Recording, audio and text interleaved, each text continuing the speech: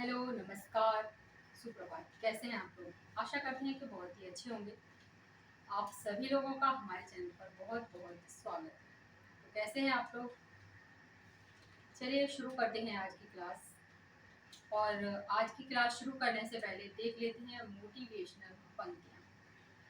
समस्याओं का आना पार्ट ऑफ लाइफ है और उन्हें नस्तेनाबूद करना आर्ट ऑफ लाइफ है। अर्थात हमें जो भी समस्याएं हमारे लक्ष्य तक पहुंचने के अंतर्गत आती हैं, उन्हें दूर करना आवश्यक है।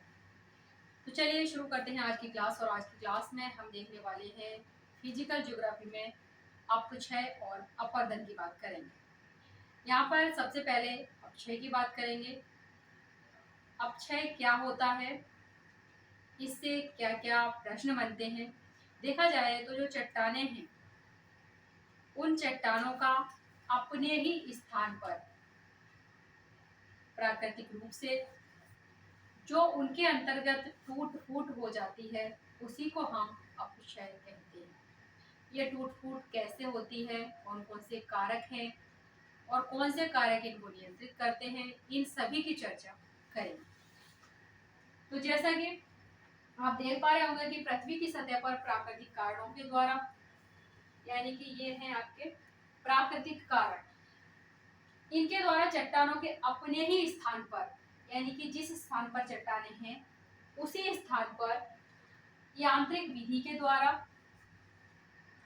टूटने या फिर रासायनिक वियोजन की क्रिया को क्या कहा जाता है? अपक्षय कहा जाता है।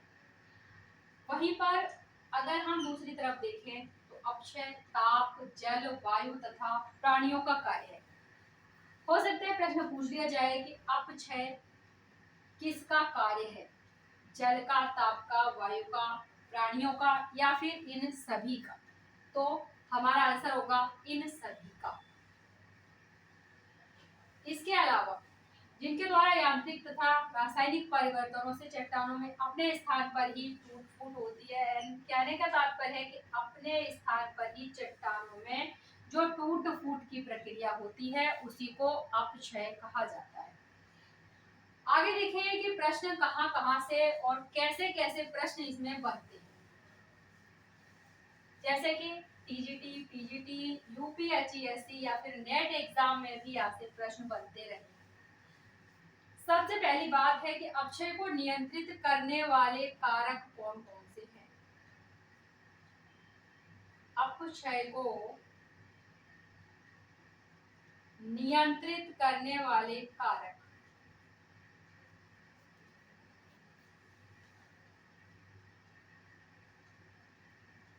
करने वाले कारक, यहाँ पर सबसे पहला कारक है चट्टान का संघटन, चट्टान का संगठन एवं संरचना। कहने का तात्पर्य है कि जो चट्टान है उसकी संरचना कैसी है, उसका गठन किससे हुआ है, किस प्रकार की है, उसके हिसाब से ही उसका अपक्षय होगा। दूसरा है स्थल के ढाल का स्वभाव, स्थल के ढाल का स्वभाव, यानी कि ढाल किस प्रकार का है, जो स्थल है उसका ढाल किस प्रकार का है। जलवायु में भिन्नता, जलवायु में विभिन्नता। कहने का तात्पर्य जलवायु है वो भी अलग अलग प्रकार की ही होती है, जैसे कि शीत कटिबंध हुआ, शीतोष्ण कटिबंध हुआ या फिर उष्ण कटिबंध हुआ। तो यहाँ पर जो जलवायु है वो किस प्रकार की है, ये भी निर्भर करेगा। नेक्स्ट है वनस्पति का प्रभाव। अब जब जलवायु का प्रभाव है तो वनस्पति का प्रभाव भी होगा ही होगा, क्योंकि वनस्पति भी अपक्षय की क्रिया में अपना पूरा योगदान देती है। जो चट्टानें हैं उनके टूटने फूटने की क्रिया में वनस्पति भी अग्रणी है, क्योंकि जब जलवायु बदलेगी तो स्वाभाविक है कि वनस्पति भी चेंज हो जाएगी। चलिए आगे बात करते हैं, आगे कौन सा प्रश्न किस प्रकार से आएगा। तो यहाँ पर अक्षय के 3 प्रकार हैं।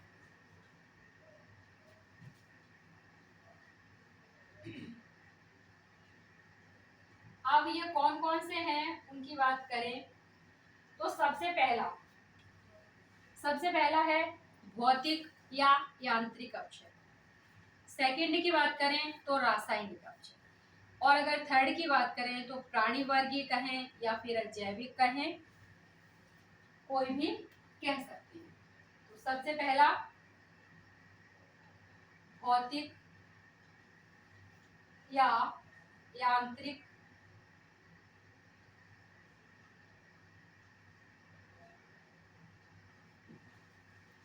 यानी कि जो अक्षय है वो किस किस प्रकार से, यानी कि इसमें जो कारक है वो कौन कौन से कारक हैं उनकी हम बात कर रहे हैं। तो यहाँ पर भौतिक या यांत्रिक कारक हो गए। अब ये भौतिक या यांत्रिक कारक कौन कौन से हो सकते हैं, तो इसमें होगा जल होगा, सूर्य ताप होगा, और वायु, तुषार और ताप। यानी कि जो भौतिक या यांत्रिक कारक हैं वो कौन कौन से हैं, जल है, सूर्य ताप है, वायु है, तुषार है और ताप है। यहाँ पर वहीं पर अगर हम देखें तो ये किस किस प्रकार से कार्य कर रही है, तो इनका अगर वर्गीकरण करें तो यहाँ पर सबसे पहला ताप की बात करें तो ताप के कारण क्या होगा, बड़े बड़े टुकड़ों में विघटन होगा। यानी कि जो चट्टानें हैं उनका बड़े बड़े टुकड़ों में क्या हो जाएगा, विघटन हो जाएगा, टूट जाएंगे। नेक्स्ट यहाँ पर अगर हम सेकंड पॉइंट की बात करें तो ताप के कारण ही क्या होगा, छोटे छोटे टुकड़ों में भी विघटन हो जाएगा। अगर वही तुषार के कारण करें तो तुषार के कारण क्या होगा, यहाँ पर भी बड़े बड़े टुकड़ों में विघटन होगा।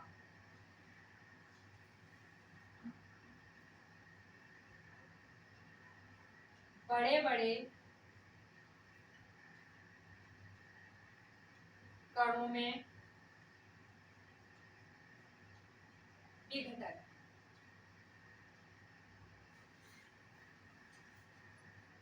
ताप और वायु के कारण क्या होगा, तो ताप और वायु के कारण होगा अपदलन।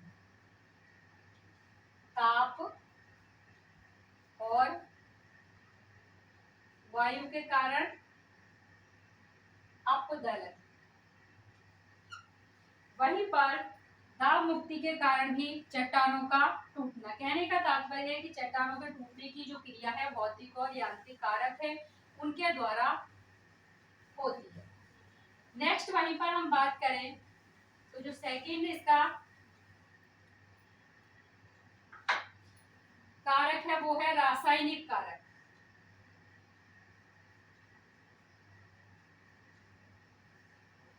रासायनिक कारक, रासायनिक कारक के अंतर्गत क्या क्या आएगा, तो यहाँ पर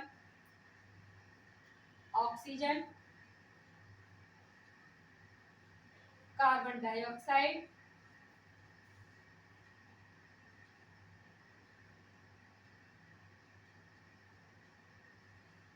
और वहीं पर आएगा हाइड्रोजन। हाइड्रोजन। अब ये जो प्रक्रिया है वो किस प्रकार से होगी, ये तो कारक है लेकिन इसकी जो प्रक्रिया है वो किस प्रकार से होगी। ऑक्सीजन है तो ऑक्सीकरण,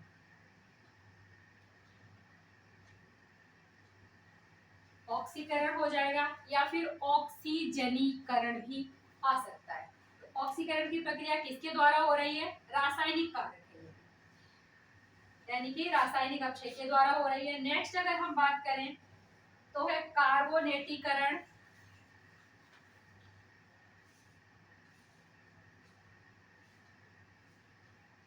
कार्बोनेटीकरण या फिर कार्बोनेशन।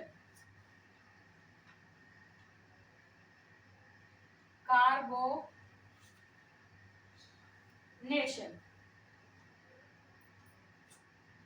वहीं पर अगर हम बात करें इसकी तो सिरका का पृथक्करण,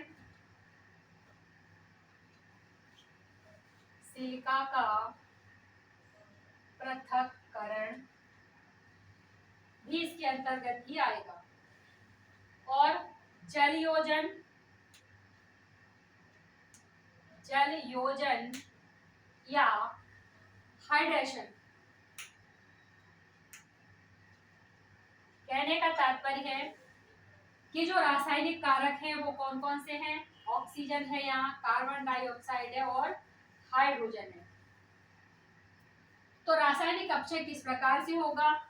ऑक्सीकरण या फिर ये कार्बोनेटीकरण या कार्बोनेशन या फिर सिरका का पृथक्करण या फिर जलयोजन या फिर हाइड्रेशन।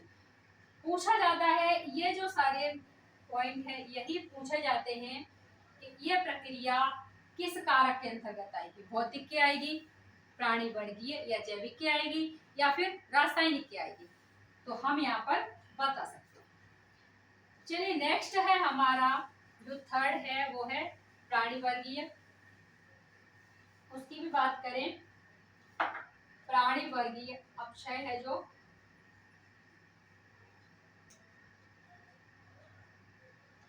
तो इसमें जो प्राणी वर्गीय कारक हैं वनस्पतियां,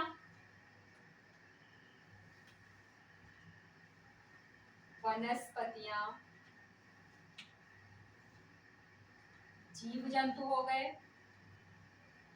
और मानव स्वयं हो गया।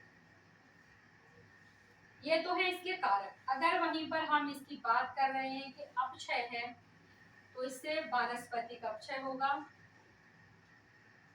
यानी कि वानस्पतिक अपक्षय कहाँ पर आएगा? तो वो भी प्राणी वर्गीय में आएगा। और वहीं पर जैविक अपक्षय, ये भी क्रिया आपकी प्राणी वर्गीय में आएगी। और वहीं पर मानव कृत या मानव द्वारा जो अपक्षय है वो भी किसके अंतर्गत आएगा? तो वो भी आएगा आपका प्राणी वर्गीय अपक्षय के अंतर्गत आएगा। अब एक प्रश्न पूछा जाता है कि ये अपक्षय है जो प्रक्रिया है, क्या वो सभी प्रदेशों में, जैसे कि शीत प्रदेश हैं, यानी कि शीतोष्ण कटिबंध है, उष्ण कटिबंध है या फिर शीत कटिबंध है, पूछा जा रहा है कि शीतोष्ण प्रदेशों में कौन सा अपक्षय होगा, यानी कि कौन सी प्रक्रिया हो सकती है? भौतिक हो सकता है, रासायनिक अपक्षय हो सकता है या फिर प्राणी वर्गीय हो सकता है। तो ये प्रश्न अक्सर इसीलिए पूछा जाता है क्योंकि यहाँ पर कोई भी प्रक्रिया नहीं होगी, ना तो भौतिक अपक्षय होगा, ना ही रासायनिक अपक्षय होगा और ना ही प्राणी वर्गीय होगा, क्योंकि बर्फ आच्छादित क्षेत्र में कोई भी अपक्षय की प्रक्रिया ही नहीं होती है। नेक्स्ट हम बात करें अगर रासायनिक अपक्षय कहाँ पर अधिक होता है? प्रश्न है कि रासायनिक अपक्षय सर्वाधिक किन क्षेत्रों में होगा? तो ये है चूना पत्थर, चूना पत्थर या फिर अम्लीय चट्टानें। अम्लीय जो चट्टानें हैं उन पर सबसे अधिक कौन सा अपक्षय हो रहा है? तो वो आएगा रासायनिक अपक्षय की श्रेणी में आएगा। अगर हम यहीं पे बात करें, एक है शैटरिंग, शब्द है शैटरिंग, कि शैटरिंग की प्रक्रिया, प्रश्न पूछा जाता है कि शैटरिंग की प्रक्रिया, इसमें होता क्या है? तो शैटरिंग की प्रक्रिया में चट्टानें छोटे छोटे टुकड़ों में छोटे छोटे टुकड़ों में टूटती है। पूछेगा शैटरिंग की प्रक्रिया में चट्टानें छोटे छोटे टुकड़ों में टूटती हैं, बड़े बड़े टुकड़ों में टूटती हैं, या फिर दोनों प्रकार से टूटती हैं, या फिर किसी प्रकार से नहीं टूटती। तो यहाँ पर हमारा आंसर होगा कि छोटे छोटे टुकड़ों में टूटती हैं। अगर हम यहीं पर कार्बोनेशन की बात करें, ये भी प्रश्न आया हुआ है कि कार्बोनेशन की जो क्रिया है, कार्बोनेशन की जो क्रिया है वो कहां पर होती है? तो ये होती है काष्ठ प्रदेशों में। काष्ठ प्रदेशों यानी कि ये चूना प्रदेश भी कहते हैं, इसे ही काष्ठ प्रदेश को भी चूना प्रदेश भी कहते हैं। और जैसा कि हमने ऊपर पढ़ा भी है कि रासायनिक अपक्षय, और रासायनिक अपक्षय के अंतर्गत क्या आता है? कार्बोनेशन की प्रक्रिया आती है। तो प्रश्न कहीं से भी किसी भी प्रकार से घुमाकर पूछा जा सकता है। अगर हम शैटरिंग की प्रक्रिया की यहाँ पर बात कर रहे थे और इसका अगर एग्जाम्पल पूछ लिया जाए तो संयुक्त राज्य अमेरिका का, संयुक्त राज्य अमेरिका का टेक्सास प्रांत, टेक्सास जो प्रांत है वो इसमें आता है। यहीं पर एक पॉइंट और है, उसे भी देख लें। अपक्षय की प्रक्रिया में कुछ स्थलाकृतियों की बात कर लेते हैं। तो यहाँ पर जो स्थल रूप हैं वो कौन कौन से हैं? जालीदार,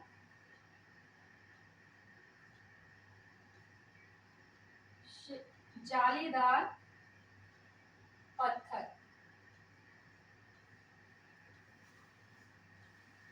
एक है आपका हॉग बैक, और है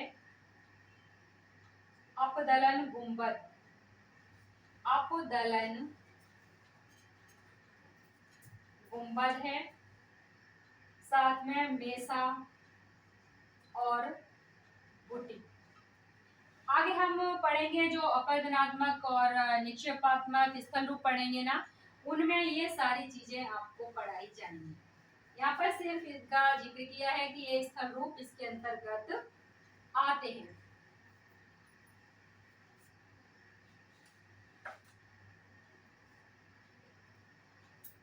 तो ये रही आपकी अपक्षय की क्लास, यानी कि अपक्षय के अंतर्गत कौन कौन से प्रश्न पूछे जा सकते थे उनके बारे में हमने चर्चा की। और अगर आप फर्स्ट टाइम हमारे चैनल पर विजिट कर रहे हैं तो आप हमारे चैनल को सब्सक्राइब करना ना भूलें, क्योंकि आगे आने वाले एग्जाम्स में जो भी ज्योग्राफी से रिलेटेड है, अगर आप मैथमेटिक्स से रिलेटेड हैं तो आपको निश्चित ही मदद मिलेगी। तो आज की क्लास में बस इतना ही, मिलते हैं नेक्स्ट क्लास में। तब तक के लिए नमस्कार, धन्यवाद, जय हिंद।